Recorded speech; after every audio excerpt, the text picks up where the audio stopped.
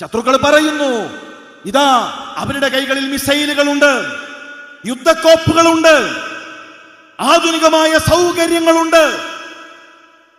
ഫലസ്തീനിയായ പോരാളിയുടെ ചോദ്യം, അവരുടെ മിസൈലുകൾ അല്ലാഹുവിന്റെ അർശിനു മുകളിലൂടെയാണോ പറക്കുക?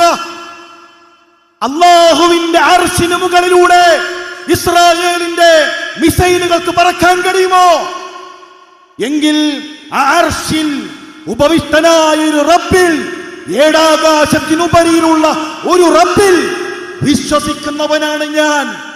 ശത്രുവിന്റെ ഏതെങ്കിലും യുദ്ധക്കോപ്പുകളെ പേടിക്കുന്നില്ല എന്ന് പറയുമ്പോ ആ ഒരു വിശ്വാസമുണ്ടല്ലോ. ആകാശത്തിനു ചുവട്ടിൽ ഈ ഭൂമിയിൽ അള്ളാഹുവിന്റെ വെള്ളം കുടിച്ച് അള്ളാഹുവിന്റെ വായു ശ്വസിച്ച് ഒരു മനുഷ്യനെയും ഒരു മഖ്ലൂക്കിനെയും ഞങ്ങൾ പേടിക്കില്ല. ഞങ്ങൾക്ക് ഞങ്ങളുടെ ദീൻ, ആ ദീനാണ് നിലപാട്. ഈ പരീക്ഷണങ്ങൾ അത് ചരിത്രത്തിന്റെ തുടർച്ചയാണ്. അത് ഞങ്ങളുടെ ഈമാൻ വർദ്ധിപ്പിക്കുന്നു എന്ന് പറയാൻ നമുക്ക് സാധിക്കണം.